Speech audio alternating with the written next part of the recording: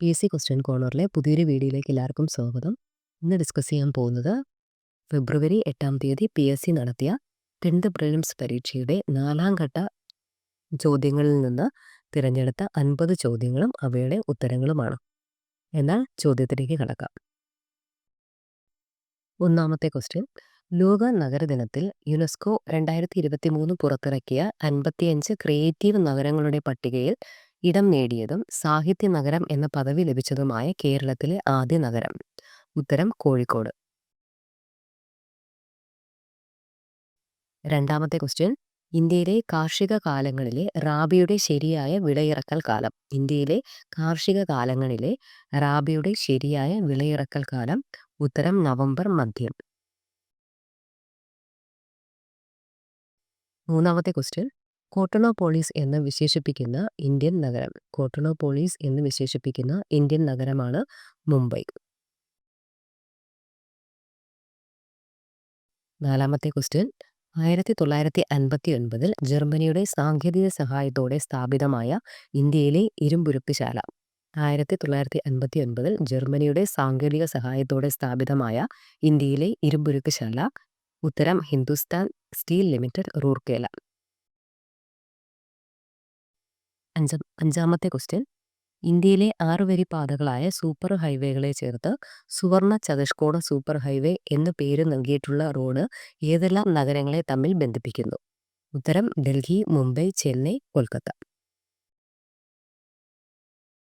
ആറാമത്തെ question, 1956 November 1 Kerala സംസ്ഥാനം രൂപീകൃതമായപ്പോൾ തിരുവിതാംകൂറിന്റെ ഭാഗമായിരുന്ന ഏതെല്ലാം താലൂക്കുകളാണ് മദിരാശി സംസ്ഥാനത്തിന് വിട്ടുകൊടുത്തത്?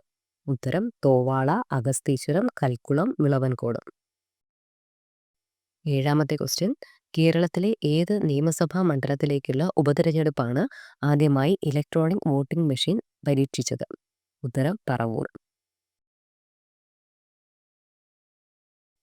എട്ടാമത്തെ ക്വസ്റ്റ്യൻ, തമിഴ്നാട്ടിലെ നെയ്വേലിയിൽ നിന്നും ലഭിക്കുന്ന ഇന്ധനക്ഷമത കുറഞ്ഞ കൽക്കരി ഏതാണ്? തമിഴ്നാട്ടിലെ നെയ്വേലിയിൽ നിന്നും ലഭിക്കുന്ന ഇന്ധനക്ഷമത കുറഞ്ഞ കൽക്കരി ഏതാണ്? ഉത്തരം ലിഗ്നൈറ്റ്. ഒൻപതാമത്തെ ക്വസ്റ്റ്യൻ, ഇന്ത്യൻ സംസ്കാരത്തിൽ ആകൃഷ്ടയായി 1893 ഇന്ത്യൻ പൗരത്വം സ്വീകരിച്ച Irish Vanitha.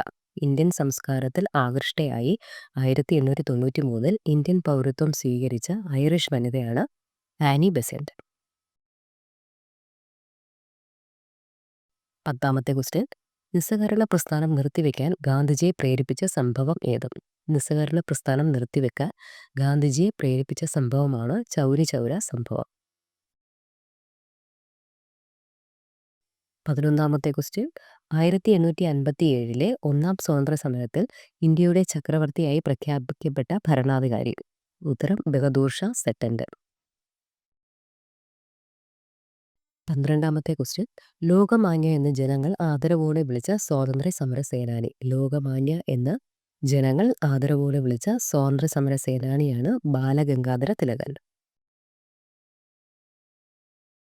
13ാമത്തെ question, Indian society of oriental ആർട്സിന്റെ സ്ഥാപകൻ. ഇന്ത്യൻ സൊസൈറ്റി ഓഫ് ഓറിയന്റൽ ആർട്സിന്റെ സ്ഥാപകൻ. ഉത്തരം Abanindranath Tagore.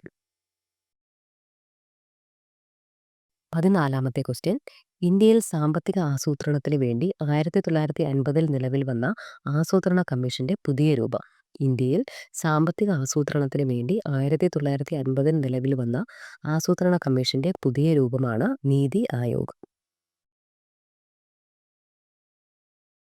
15ാമത്തെ question, poverty and unBritish rule in India എന്ന പുസ്തകം രചിച്ചതാര്? Poverty and unBritish rule in India എന്ന പുസ്തകം രചിച്ചത് ദാദാഭായ് നവറോജി. 16ാമത്തെ ക്വസ്റ്റ്യൻ, ഇന്ത്യൻ നവോത്ഥാനത്തിന്റെ പിതാവ് എന്നറിയപ്പെടുന്ന സാമൂഹ്യ പരിഷ്കർത്താവ്. ഇന്ത്യൻ നവോത്ഥാനത്തിന്റെ പിതാവ് എന്നറിയപ്പെടുന്ന സാമൂഹ്യ പരിഷ്കർത്താവ്. ഉത്തരം രാജാറാം മോഹൻ റോയ്. 17ാമത്തെ ക്വസ്റ്റ്യൻ, ഭാഷാടിസ്ഥാനത്തിൽ സംസ്ഥാനങ്ങളെ പുനഃസംഘടിപ്പിക്കുന്നതിനായി കേന്ദ്ര സർക്കാർ നിയമിച്ച സംസ്ഥാന പുനഃസംഘടനാ കമ്മീഷന്റെ അധ്യക്ഷൻ. ഉത്തരം ഫസൽ അലി. 18ാമത്തെ ക്വസ്റ്റ്യൻ, ആരാധന സ്വാതന്ത്ര്യത്തിനു വേണ്ടി നടന്ന പ്രക്ഷോഭങ്ങളുടെ സ്വാധീന ഫലമായി തിരുവിതാംകൂർ സർക്കാർ ക്ഷേത്രപ്രവേശന വിളംബരം പുറപ്പെടുവിച്ച വർഷം. ഉത്തരം 1936. 19ാമത്തെ ക്വസ്റ്റ്യൻ. അർദ്ധ പ്രസിഡൻഷ്യൽ എക്സിക്യൂട്ടീവ് നിലവിലുള്ള രാജ്യം. അർദ്ധ പ്രസിഡൻഷ്യൽ എക്സിക്യൂട്ടീവ് നിലവിലുള്ള രാജ്യം ഏതാണ്? ശ്രീലങ്ക. 20ാമത്തെ ക്വസ്റ്റ്യൻ. നിലവിലെ കേരള വിവരാവകാശ കമ്മീഷണർ. നിലവിലെ കേരള വിവരാവകാശ കമ്മീഷണറാണ് ശ്രീ വി ഹരി നായർ. 21ാമത്തെ ക്വസ്റ്റ്യൻ. ഇന്ത്യയിലെ ആദ്യ national highway steel stag road ഉദ്ഘാടനം നടന്നത്. ഇന്ത്യയിലെ ആദ്യ national highway steel stag road ഉദ്ഘാടനം നടന്നത് NH 66 മുംബൈ ഗോവ. 22ാമത്തെ ക്വസ്റ്റ്യൻ. കേരളത്തിൽ സ്ഫടികമണൽ സമ്പന്നമായ ജില്ല. കേരളത്തിൽ സ്ഫടികമണൽ സമ്പന്നമായ ജില്ലയാണ് ആലപ്പുഴ. 23ാമത്തെ ക്വസ്റ്റ്യൻ. കേരളത്തിലെ ആദ്യത്തെ ജലവൈദ്യുത പദ്ധതി. കേരളത്തിലെ ആദ്യത്തെ ജലവൈദ്യുത പദ്ധതിയാണ് പള്ളിവാസൽ. 24ാമത്തെ ക്വസ്റ്റ്യൻ. ചെറുതും വലുതുമായ കേരളത്തിലെ കായലുകളുടെ എണ്ണം. ചെറുതും വലുതുമായ കേരളത്തിലെ കായലുകളുടെ എണ്ണം. ഉത്തരം 34. 25ാമത്തെ ക്വസ്റ്റ്യൻ. പൂക്കോട് തടാകം ഏത് ജില്ലയിലാണ്? പൂക്കോട് തടാകം ഏത് ജില്ലയിലാണ്? ഉത്തരം വയനാട്. 26ാമത്തെ ക്വസ്റ്റ്യൻ. കേരളത്തിലെ ഏറ്റവും ചെറിയ നദി ഏതാണ്? കേരളത്തിലെ ഏറ്റവും ചെറിയ നദിയാണ് മഞ്ചേശ്വരം പുഴ. 27ാമത്തെ ക്വസ്റ്റ്യൻ. അർജുന അവാർഡ് നേടിയ ആദ്യ മലയാളി. അർജുന അവാർഡ് നേടിയ ആദ്യ മലയാളി സി ബാലകൃഷ്ണൻ. 28ാമത്തെ ക്വസ്റ്റ്യൻ. കേരളത്തിൽ കറുത്ത മണ്ണ് കാണപ്പെടുന്ന ജില്ല. കേരളത്തിൽ കറുത്ത മണ്ണ് കാണപ്പെടുന്ന ജില്ല. ഉത്തരം പാലക്കാട്. 29ാമത്തെ ക്വസ്റ്റ്യൻ. പശ്ചിമഘട്ടത്തിലെ ഏറ്റവും ഉയരം കൂടിയ കൊടുമുടി. പശ്ചിമഘട്ടത്തിലെ ഏറ്റവും ഉയരം കൂടിയ കൊടുമുടിയാണ് ആനമുടി. 30ാമത്തെ ക്വസ്റ്റ്യൻ. കേരളത്തിലെ ഏറ്റവും വലിയ ജലസേചന പദ്ധതി. കേരളത്തിലെ ഏറ്റവും വലിയ ജലസേചന പദ്ധതിയാണ് കല്ലട. 31ാമത്തെ ക്വസ്റ്റ്യൻ. തണ്ണീർമുക്കം ബണ്ട് ഏത് കായലിലാണ് നിർമ്മിച്ചിരിക്കുന്നത്? തണ്ണീർമുക്കം ബണ്ട് ഏത് കായലിലാണ് നിർമ്മിച്ചിരിക്കുന്നത്? വേമ്പനാട്ട് കായൽ. 32ാമത്തെ ക്വസ്റ്റ്യൻ. അയ്യങ്കാളി ജനിച്ച ജില്ല ഏത്? അയ്യങ്കാളി ജനിച്ച ജില്ലയാണ് തിരുവനന്തപുരം. 33ാമത്തെ ക്വസ്റ്റ്യൻ. ആറ്റിങ്ങൽ കലാപത്തിൽ വധിക്കപ്പെട്ട ബ്രിട്ടീഷ് സൈനിക തലവൻ. ആറ്റിങ്ങൽ കലാപത്തിൽ വധിക്കപ്പെട്ട ബ്രിട്ടീഷ് സൈനിക തലവനാണ് ഗിഫോർഡ്. 34ാമത്തെ ക്വസ്റ്റ്യൻ. പൊന്നാനി താലൂക്കിൽ 1896 മാർച്ച് 26 ജനിച്ച നവോത്ഥാന നായകൻ. പൊന്നാനി താലൂക്കിൽ 1896 മാർച്ച് 26 ജനിച്ച നവോത്ഥാന നായകനാണ് BT ഭട്ടതിരിപ്പാട്. 35ാമത്തെ ക്വസ്റ്റ്യൻ. ഇത്രാമത്തെ മലബാർ ജില്ലാ രാഷ്ട്രീയ സമ്മേളനമാണ് 1920 മഞ്ചേരിയിൽ നടന്നത്. എത്രാമത്തെ മലബാർ ജില്ലാ രാഷ്ട്രീയ സമ്മേളനമാണ് 1920 മഞ്ചേരിയിൽ നടന്നത്? 5ാമത് സമ്മേളനമാണ്. 36ാമത്തെ ക്വസ്റ്റ്യൻ. നവോത്ഥാന നായകന്മാരിൽ ഒരേ വർഷം ജനിച്ചവർ ആരല്ല? നവോത്ഥാന നായകന്മാരിൽ ഒരേ വർഷം ജനിച്ചവരാണ് ഡോക്ടർ പൽപ്പുവും അയ്യങ്കാളിയും. 37ാമത്തെ ക്വസ്റ്റ്യൻ. കാസർഗോഡ് ജില്ലയിൽ നടന്ന സമരം ഏത്? കാസർഗോഡ് ജില്ലയിൽ നടന്ന സമരം ഏത്? കയ്യൂർ സമരം. 38ാമത്തെ ക്വസ്റ്റ്യൻ. ദേശീയ പ്രസ്ഥാനത്തിന്റെ ഭാഗമായി മലബാറിൽ നേതൃത്വം നൽകിയ വനിതയാര്? ദേശീയ പ്രസ്ഥാനത്തിന്റെ ഭാഗമായി മലബാറിൽ നേതൃത്വം നൽകിയ വനിതയാണ് AV കുട്ടിമാളു അമ്മ. 39ാമത്തെ ക്വസ്റ്റ്യൻ. പ്രത്യക്ഷ രക്ഷാ ദേവസഭ സ്ഥാപിച്ചതാര്? പ്രത്യക്ഷ രക്ഷാ ദേവസഭ സ്ഥാപിച്ചത് കുമാരഗുരുദേവൻ.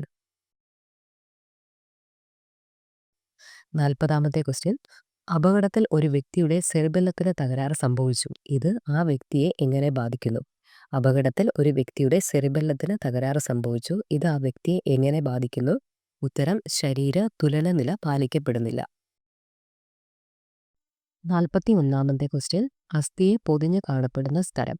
അസ്ഥിയെ പൊതിഞ്ഞ് കാണപ്പെടുന്ന സ്ഥലം പെരിയോസ്റ്റിയം. 42ാമത്തെ ക്വസ്റ്റ്യൻ.